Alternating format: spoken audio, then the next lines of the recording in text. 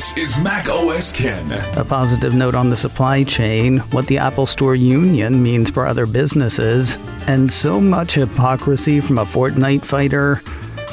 It is Tuesday, the 28th of June, 2022. I'm Ken Ray, and this is news from Mac OS Ken, brought to you by yours truly and sponsored by Collide. Endpoint security powered by people. Learn more and try it for free at KOLIDE collide.com/macOSKen. This show is also sponsored by Trade Coffee. Months ago, I came across a phrase that resonated with me. Don't drink coffee to wake up to drink coffee. If that makes sense to you, may I suggest Trade Coffee? You know that little out-of-the-way coffee place that's in another city that you'll never find because, did I mention it's both out of the way and in another city? Yeah, Trade knows exactly the place I'm talking about. They've got great coffees from 60 of the country's best craft roasters, small businesses who pay farmers fair prices to sustainably source the greatest beans from around the world. Once they find out a bit about what you look for in a cup of coffee, they'll hook you up. Just answer a few questions and you will get your own personalized variety of coffees delivered fresh to you as often as you want. I have been anywhere from happy to over the moon with the coffees that they have found for me. See what they've got for you. Right now, Trade is offering new subscribers a total of $30 off your first order plus free shipping when you go to drinktrade.com/macOSKen. That is more than 40 cups of coffee for free. Get started by taking their quiz at drinktrade.com/macOSKen and let Trade find you a coffee you'll love. That's drinktrade.com/macOSKen for $30 off. When it comes to product rumors, I am not a huge fan of DigiTimes. When it comes to the supply chain, though, they strike me as worth listening to. And so it is worthy of note that that site says components for the next round of iPhones have started shipping. Mac Rumors highlights a paywalled DigiTimes piece that says component suppliers have kicked off their shipments for the next generation iPhone series, slated for launch in September, according to industry sources. The Mac Rumors piece then went into rumors about the upcoming hardware, which I am not overly into. After early starts and restarts for assembly hires, though, I'm personally just glad to hear of movement in the supply chain. As Apple goes, so goes Starbucks? That's sort of the question posed by a piece from Seeking Alpha. A little over a week ago, Apple Towson Town Center became the first Apple store in the States to form a union. Apple had a week after that to challenge the store's union vote, something it apparently declined to do. Now, Seeking Alpha indicates that Apple's action, or inaction on the vote, may be a bellwether for corporate America. Noting the push at other Apple stores toward unionization, the piece points out that the implications likely extend beyond just Apple and its expansive retail operations in the U.S. The push for worker organization has been a key trend across many of the nation's largest employers, including Starbucks, Amazon, Alphabet, and more. The piece says the push for unions hit big around the start of the pandemic in 2020. Data from the Bureau of Labor Statistics says such moves returned to normal levels in 2021. As Apple and many others contend with pushes to organize, Seeking Alpha says, those rates may once again be on the rise. A case between Apple and Qualcomm is dead for now, with the U.S. Supreme Court declining to hear an appeal from the Cupertino company. Apple and Qualcomm were at each other's throats in 2019 over a slew of tech used by Apple, over which Qualcomm held and holds patents. A piece from 9to5Mac says the two companies settled their multi-billion-dollar lawsuit on the day they were due in court 3 years ago. While that settlement covered tens of thousands of Qualcomm patents, 9to5Mac says Apple wanted to contest 2 of them. According to the report, Apple's request to challenge the validity of the two patents was decided in favor of Qualcomm. Apple then appealed to the U.S. Court of Appeals for the Federal Circuit, which dismissed the appeal on the basis that Apple lacked standing to pursue the matter because of the settlement. Here's the thing, though. The settlement runs out in 2025 or 2027, depending on whether it's extended. Apple wanted the question of the two patents decided now, so it won't have to worry about being sued over the two patents in 3 to 5 years. With the Supreme Court's declination, the sword of Damocles hangs out. That said, 9 to 5 Mac points out that Apple is believed to be working on 5G modems of its own, so who knows? Qualcomm's IP may not be a worry in, say, 3 to 5 years. Hypocrisy, thy name is Sweeney. You know how Epic CEO Tim Sweeney has been put out, let's say, over having to pay Apple a 30% or 15% commission for sales made through the App Store and having to use Apple's in-app payment solution? Guess how much Epic's Support a Creator program pays out? Apple Insider explains what that is, saying Epic operates a Support a Creator program which hands participants a creator code that players can enter into the game. Purchases made while a code is active on an account give a small credit to the owner of that code. Very small. Ridiculously small. 5%. According to the report, the Support a Creator program is open to anyone with over 1,000 followers on a social media program, are age 13 years or older, can accept the agreement, can abide by creator content guidelines, and can take payment from the company's designated payments platform. In exchange for agreeing to the terms, the piece says creators stand to earn a very low amount in return. In effect, creators can expect to earn $5 per $100 of in-game purchases by supporters using that creator's code. But wait, there's not much more, that's for sure. Creators have to earn at least $100 in a 12-month period to be eligible for a payment, according to the piece.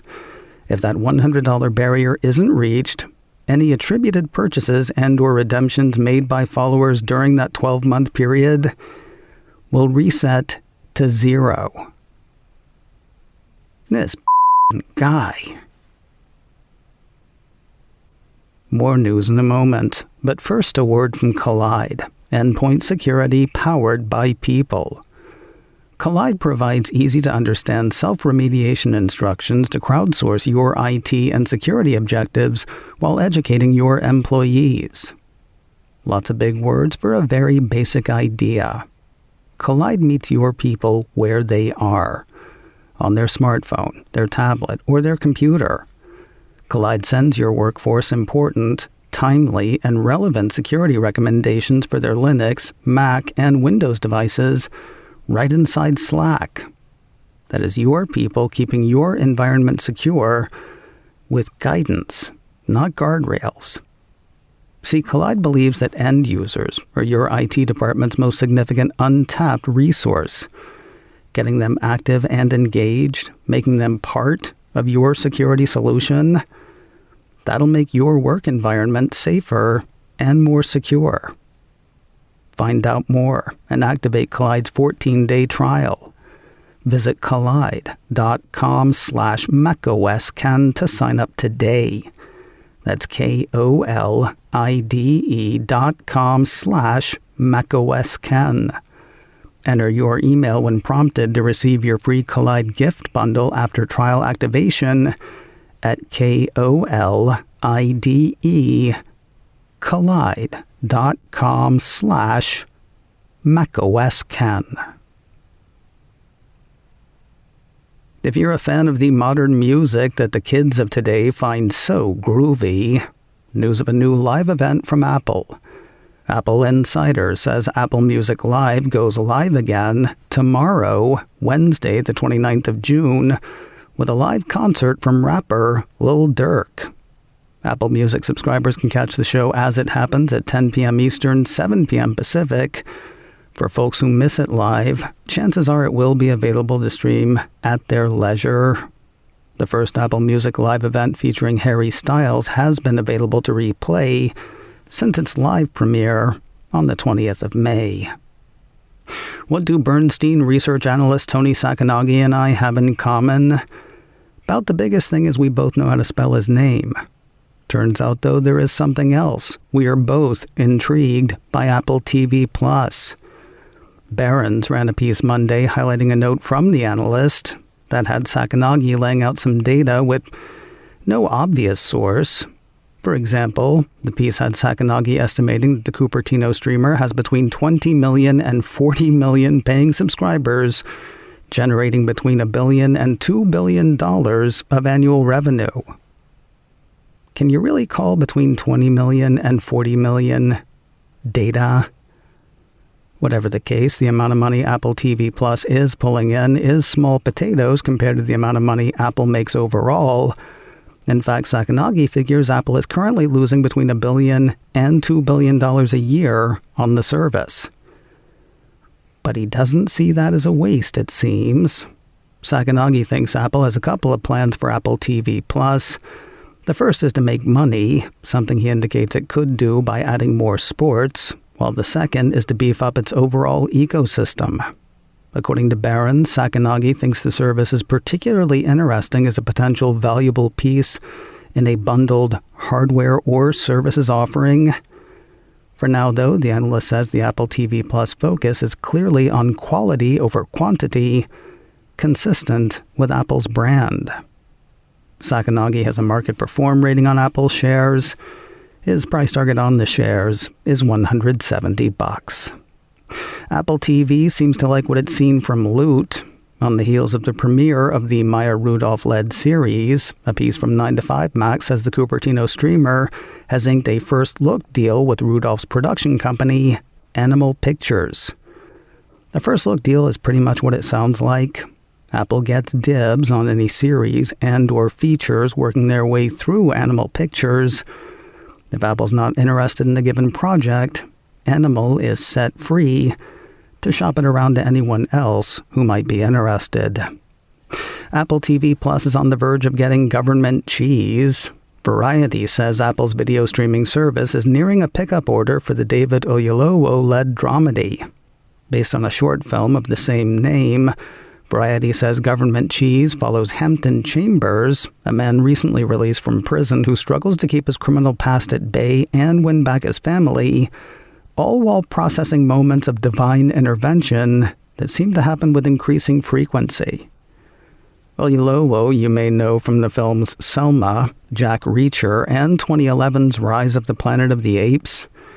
Assuming the government cheese deal happens, it'll be the actor's second turn with Apple TV+.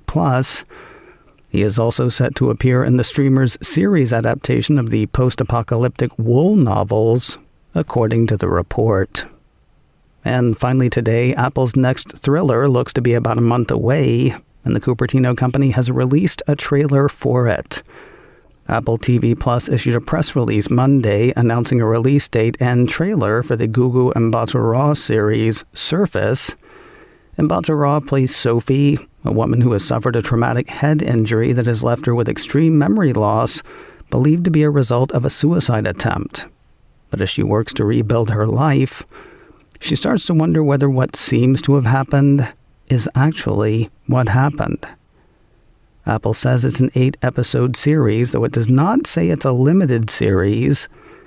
Whatever the case, the first 3 episodes land in the stream on Friday, the 29th of July. Between now and then, you can catch the trailer on YouTube.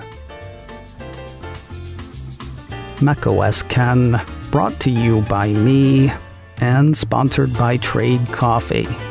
Get $30 off your first order plus free shipping at drinktrade.com/macOSken. This show is also sponsored by Collide, endpoint security powered by people.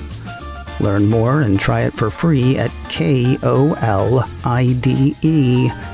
collide.com/macOSken. Advertising handled by Backbeat Media, online at backbeatmedia.com. You can reach me a couple of ways.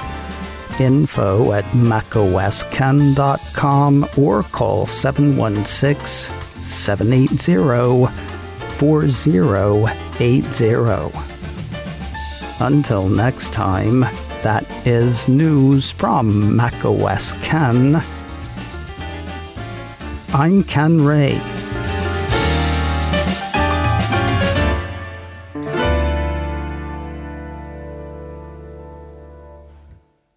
Ciao.